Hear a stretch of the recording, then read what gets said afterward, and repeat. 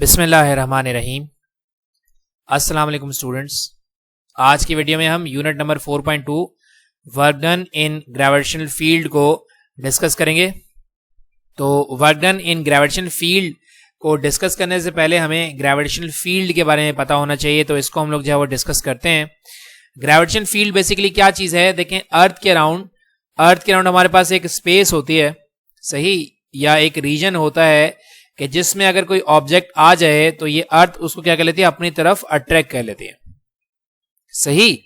अर्थ के अराउंड हमारे पास एक रीजन, दोबारा से सुन लीजिए, अर्थ के अराउंड हमारे पास एक रीजन है। इस रीजन के अंदर कोई भी ऑब्जेक्ट जिसका मास हो, अगर वो लाई कर जाता है तो अर्थ उसको अपनी तरफ क्या कर लेती है, अट्रैक्ट कर लेती है। तो दिस फील्ड और region in which the earth exerts the force of attraction on other objects is called the gravitation field। सही, ऐसे फील्ड कि जिसमें अर्थ जो है वो फोर्स ऑफ अट्रैक्शन अप्लाई कर देती है दूसरे ऑब्जेक्ट्स के ऊपर, इस तरह की फील्ड को हम लोग कहते हैं ग्रेविटेशन फील्ड। देखें यहाँ क्या लिखा हुआ है, the space around the earth with in which it exerts a force of attraction on other objects is called gravitational field. सही, तो इस तरह की फील्ड को हम लोग कहते हैं ग्रेविटेशनल फील्ड। तो इसके बाद हमारे पास है ग्रेविटेशनल फील्ड स्ट्रेंथ। सही, ग्रेविटेशनल फील्ड कितनी एक्सर्ट होती है, किस पर डिपेंडेंट है, वो देख लेते हैं। देखिए, ग्रेविटेशनल फील्ड स्ट्रेंथ अगर आपने निकालना तो ये वेट के फॉर्मूले से ही आती है, W = mg, राइट। अगर आप m को डिवाइड करवा देंगे तो आपके पास क्या आ जाएगा, ग्रेविटेशनल फील्ड स्ट्रेंथ आ जाएगी। सही, देखिए क्या लिखा हुआ है, the force of attraction on the object per unit mass. ये वेट जो है ये फोर्स ऑफ अट्रैक्शन है अर्थ की। किसी भी ऑब्जेक्ट का वेट होगा तो अर्थ उसको अपनी तरफ क्या करेगी, अट्रैक्ट करेगी। तो बेसिकली ये जो वेट है ये फोर्स ऑफ अट्रैक्शन है, that is the force of attraction on the object per unit mass is called gravitation field strength.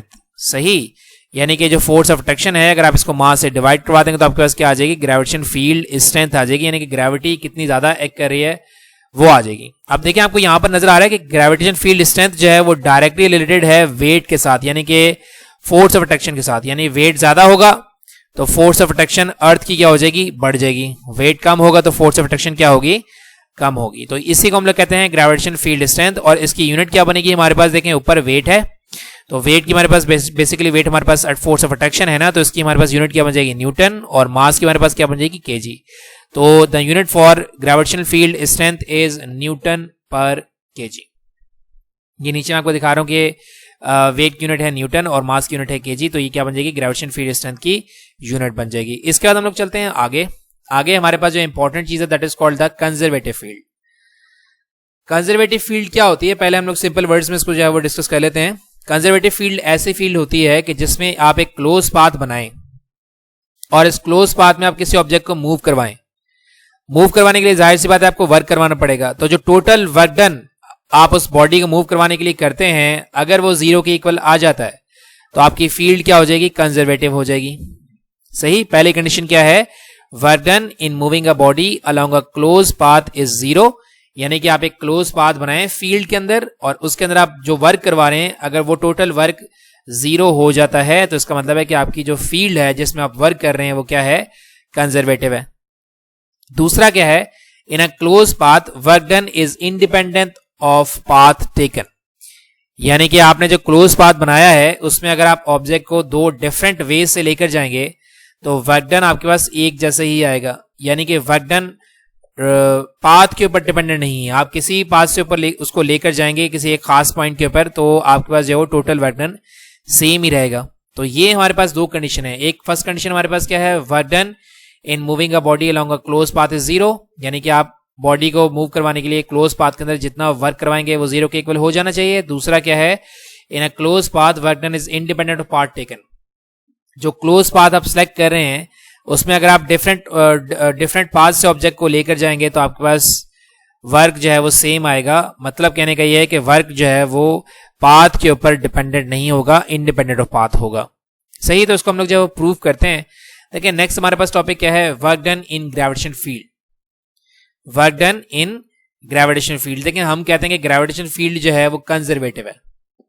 Gravitation field क्या है, कंजर्वेटिव है। तो अगर ग्रेविटेशन फील्ड कंजर्वेटिव है तो ये जो वर्क डन हम जिसकी बात कर रहे हैं ये 0 के इक्वल हो जाना चाहिए, क्योंकि हमारे पास कंडीशंस है ना कि work done along a close path is equal to 0। तो इसको हम जो है वो कंसीडरेशन के जरिए मतलब ये कोशिश करेंगे कि हमारे पास जो ग्रेविटेशन फील्ड मैथमेटिकल फॉर्मूले से भी इसका वर्क डन क्या हो जाए, 0 हो जाए, ताकि हम जो अपनी कंडीशन को जस्टिफाई कर सकें। और सेकंड हमारे पास क्या है, that work done is independent of part taken, तो उसके लिए भी हम जो है कंडीशन को जो है कंसीडर करेंगे। यहां मैं क्या कह रहा हूं, to prove that work done is conservative field, यानी कि work done in gravitation is sorry ये क्या होगा, the prove that gravitational field is conservative field, let us consider a close path A B C A. मैं यहां पर जो है वो देखें, ये आपको एक राइट एंगल ट्राई नजर आ रही है, मैं इसको कह रहा हूं कि लेट कर लें कि ये ए पार्ट है, ये बी पार्ट है, ये सी है और ये क्या है, ए है। तो ये मेरे पास एक क्लोज पाथ है, A to B to C and C to A, right. Let a body of mass m is moving from a to b to c and then c to a along a closed path। Let कर लें कि आपके पास एक body है मास m, ये जो आपको नजर आ रही है, ये पहले कहां से डिस्प्लेस होगी, a से b पर डिस्प्लेस होगी, d1 डिस्प्लेसमेंट कवर करेगी, फिर b से c पर जाएगी, d2 डिस्प्लेसमेंट कवर करेगी, फिर c से a के ऊपर आएगी, d3 डिस्प्लेसमेंट कवर करेगी। सही, तो इस ऑब्जेक्ट को डिस्प्लेस करवाने के लिए हमें वर्क करवाना पड़ेगा, राइट। तो according to the condition of conservative field, ये जो मैं टोटल वर्क करवाऊंगा from A to B to C and C to A, ये टोटल वर्क अगर मेरा 0 के इक्वल हो जाएगा तो इसका मतलब ये है कि ग्रेविटेशनल फील्ड हमारे पास क्या है, कंजर्वेटिव है। सही, तो ये हम लोगों ने कंसीडरेशन ले ली। Let the body of mass m is moving from A to B to C and then C to A along a close path. अब मैं बात कर रहा हूं, पहले बारी बारी में पास की बात करूंगा, पहले ए टू बी, फिर B to C and then C to A. मैं कहता हूं let us consider the body is moving from point A to B, the work done in moving a body between A and B along path d1 is given as. Work done का formula क्या होता है, work done from A to B that will be equals to force into displacement. अगर आप जो magnitude form की बात करेंगे तो ये क्या हो जाएगा, F D cos of theta, right. Force तो हमारे पास देखें ग्रेविटेशनल फोर्स की है हमारे पास, मतलब ग्रेविटेशनल फील्ड में हम लोगों ने ये जो है वो कंसीडर किया हुआ है, तो हमारे पास ये क्या होगी, ग्रेविटेशनल अट्रैक्टिव फोर्स होगी जो कि अर्थ एक्सर्ट करेगी टुवर्ड्स डाउनवर्ड डायरेक्शन, राइट। और यहां पर डिस्प्लेसमेंट देखें, ये डिस्प्लेसमेंट कवर करेगा ऑब्जेक्ट, तो उसको मैंने डिस्प्लेसमेंट को क्या लिया हुआ है, d1 लिया हुआ है। तो फोर्स ऑफ अट्रैक्शन इनटू ये डिस्प्लेसमेंट जो इसको हमने क्या कंसीडर किया हुआ है, d1 कंसीडर किया हुआ है। आप जरा ध्यान से देखिएगा, ये जो फोर्स है, फोर्स ऑफ अट्रैक्शन जो है, यानी कि अर्थ की जो अट्रैक्टिव फोर्सेज हैं वो डाउनवर्ड डायरेक्शन में है और डिस्प्लेसमेंट आपकी हो रही है टुवर्ड्स राइट डायरेक्शन में, राइट। तो दोनों के दरमियान एंगल कितना हो जाएगा, 90 डिग्री का एंगल हो जाएगा। तो जब आप कॉज ऑफ 90 पुट करेंगे तो आपके पास आंसर कितना आ जाएगा, 0 आ जाएगा। मतलब work done to move a body from point A to point B is equal to 0। तो इसका मतलब ये है कि अभी तक तो हमारे पास कंडीशन जो है वो जस्टिफाई कर रही है कंजर्वेटिव फील्ड को। आगे चलते हैं, नेक्स्ट हमारे पास अब मैं क्या कहूंगा, मैं कहूंगा लेट करने के अब आपकी बॉडी डिस्प्लेस हो रही है from B to C, right. अब मैं कह रहा हूं कि लेट करने के अब आपकी बॉडी जो बी टू सी पर जो है वो डिस्प्लेस हो रही है। Let us consider that the body is moving from B to C, the work done in moving a body from B to C along path d2 is given as. ये जो B to सी पर जब आपका object जाएगा तो इसकी जो हमारे पास डिस्प्लेसमेंट उसको हमने क्या लिया हुआ है, d2 लिया हुआ है। तो वर्क डन का फॉर्मूला क्या होता है, force into displacement that will be equal to F D cos of theta, right. यहां पर d डिस्प्लेसमेंट जो है वो क्या है, d2, यहां पर डिस्प्लेसमेंट क्या है, d2, राइट। तो कॉज ऑफ देखें, अब डिस्प्लेसमेंट अपवर्ड डायरेक्शन में है, डिस्प्लेसमेंट कहां है, अपवर्ड डायरेक्शन में है, और ग्रेविटेशनल फोर्स कहां लगेगी, डाउनवर्ड डायरेक्शन में। वेट कहां कर रहा होगा, डाउनवर्ड डायरेक्शन में, यानी कि ग्रेविटेशन अट्रैक्टिव फोर्स, यानी अर्थ जो अट्रैक्टिव फोर्स अप्लाई कर रहा होगा कहां होगी, डाउनवर्ड डायरेक्शन में। तो दोनों एंटी पैरेलल हैं, एंटी पैरेलल कितना होता है, 180 डिग्री। जब आप इसको जो है वो पुट आउट करेंगे कैलकुलेटर के अंदर तो आपके पास आंसर कितना आएगा, -1, यानी कि work done from B to C क्या हो जाएगा, -FD2।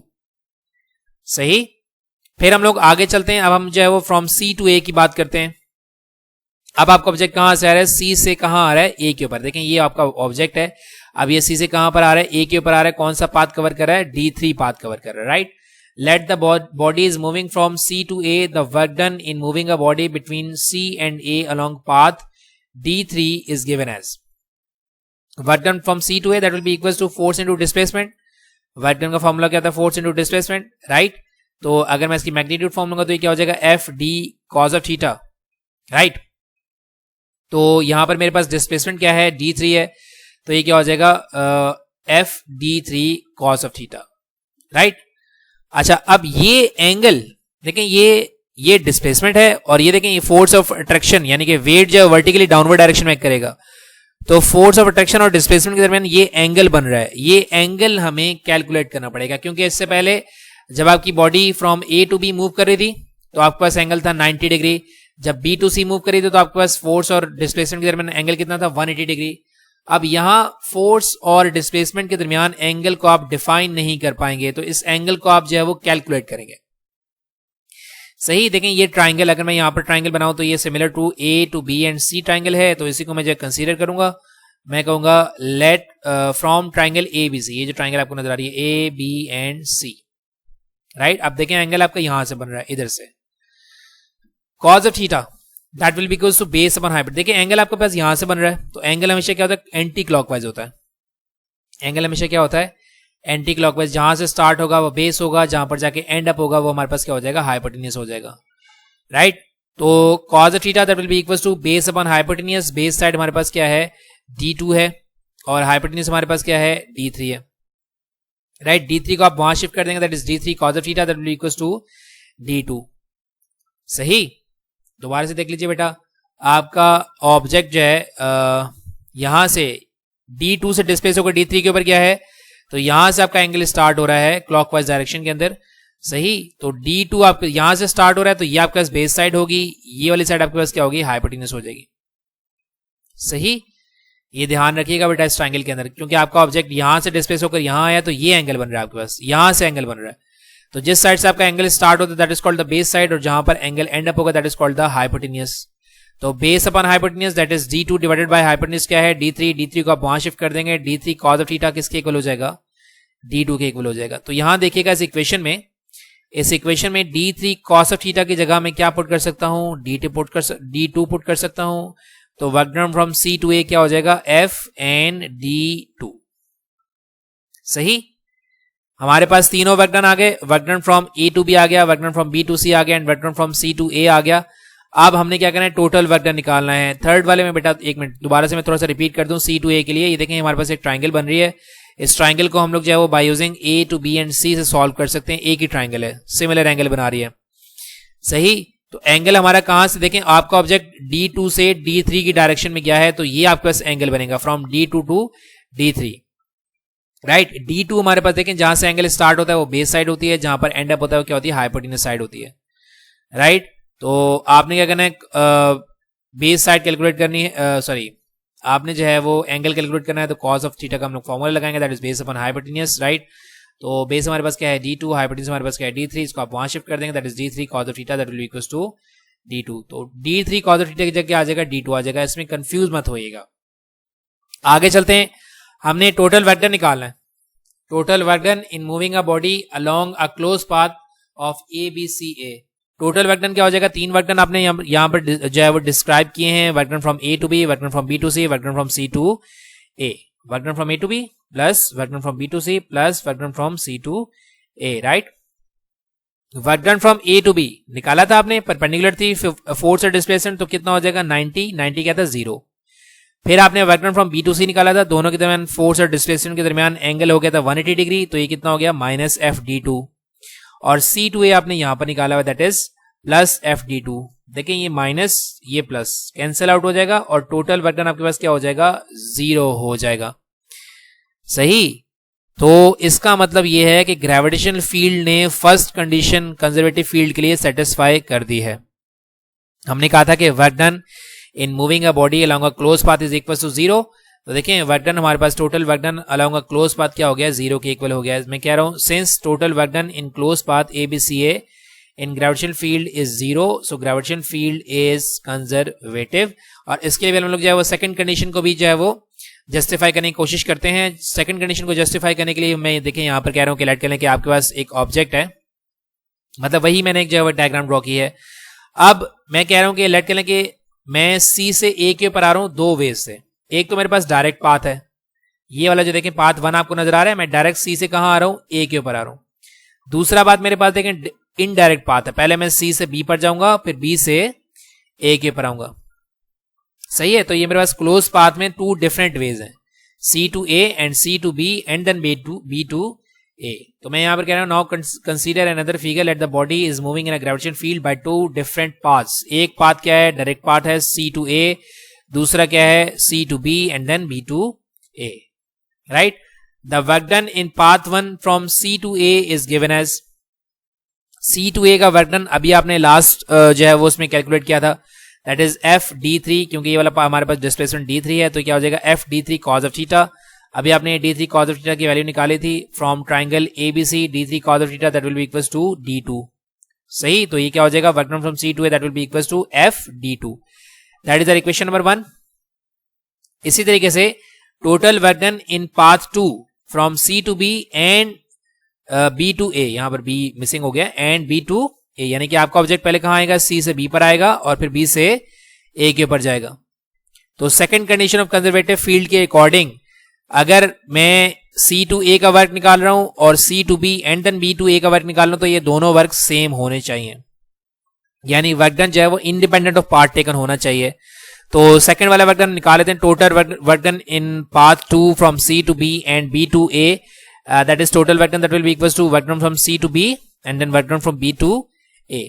आप जरा ध्यान से देखिएगा, अगर आपका ऑब्जेक्ट C से B के ऊपर आ रहा है तो आपकी डिस्प्लेसमेंट की डायरेक्शन भी डाउनवर्ड है, आपके ऊपर जो ग्रेविटेशन फोर्स लगेगी वो भी कहां होगी, डाउनवर्ड डायरेक्शन होगी, टुवर्ड्स द अर्थ होगी, राइट। तो एंगल कितना हो जाएगा 0 डिग्री, तो FD2 हमारे पास जो एज इट इज आ जाएगा। फिर आगे चलें, plus work done from B to A, अब आपकी डिस्प्लेसमेंट है टुवर्ड्स लेफ्ट डायरेक्शन में और जो ग्रेविटेशन फोर्स होगी वो कहां लग रही होगी, डाउनवर्ड डायरेक्शन में, तो एंगल कितना हो जाएगा 90 डिग्री। तो आप क्या करेंगे, FD1 90 degree cos 90 degree, cos 90 क्या हो जाएगा 0 हो जाएगा, तो वो पूरी टर्म क्या हो जाएगी 0 हो जाएगी, यानी कि total work done to move a body from C to B and B to A is equals to FD2। देखें इक्वेशन 1 को देखें, इक्वेशन 2 को देखें, इसका वर्क डन भी क्या है FD2, इसका वर्क डन भी क्या है FD2। इसका मतलब ये है कि वर्क डन के लिए आपने जो है वो दो पाथ सिलेक्ट किए थे और दोनों पाथ्स के ऊपर वर्क डन की वैल्यू सेम है। इसका मतलब ये है कि आपका जो ग्रेविटेशन फील्ड है वो दूसरी कंडीशन को भी सेटिस्फाई कर गया है कि टोटल वर्क डन जो है वो इंडिपेंडेंट ऑफ पाथ टेकन है, राइट। मैं क्या कह रहा हूं, कंपेयरिंग इक्वेशन 1 एंड 2, जब मैं इक्वेशन 1 और इक्वेशन 2 को कंपेयर करवा रहा हूं तो मैं देख रहा हूं कि work done from C to A that will be equals to work done from C to B plus work done from B to A, यानी कि work done in direct path is equals to the work done from indirect path, यानी कि work done जो है वो direct path या indirect path के ऊपर डिपेंडेंट नहीं है, इंडिपेंडेंट है, यही कहा था हमने कंडीशन के लिए। तो from above relation we conclude that work done in gravitational field is independent of path taken by the body, यानी कि बॉडी को जो आपने मूव करवाया वो इंडिपेंडेंट है, thus gravitational field is conservative field, right. इसका मतलब ये है कि हम, क्योंकि हमारे पास दोनों कंजर्वेटिव फील्ड की कंडीशन जो है वो सेटिस्फाई हो गई हैं, इसका मतलब है कि आपके पास ग्रेविटेशन फील्ड जो है बेसिकली एक कंजर्वेटिव फील्ड है, सही। एक शॉर्टकट मैं आपको बता देता हूँ कि जितने भी नॉन कॉन्टैक्ट फोर्सेस होती हैं, जो नॉन कॉन्टैक्ट फोर्सेस होती हैं वो कंजर्वेटिव इन नेचर होती हैं, सही। तो इंशाल्लाह नेक्स्ट वीडियो में हम जो है वो अब एनर्जी की तरफ चलेंगे, that is called the absolute gravitational potential energy, और फिर एक हमारे पास टॉपिक और रह गया चैप्टर नंबर 4 का, that is called the escape velocity. फिर इंशाल्लाह हम लोग जाओ चैप्टर नंबर 5 के ऊपर चलेंगे, सही। अगर कोई क्वेश्चन है बेटा तो क्वेश्चन पूछ लीजिएगा, मैं इंशाल्लाह उसको आंसर कर दूंगा इंशाल्लाह, सही। तो इंशाल्लाह नेक्स्ट वीडियो में मुलाकात करते हैं। Thank you very much and Allah Hafiz.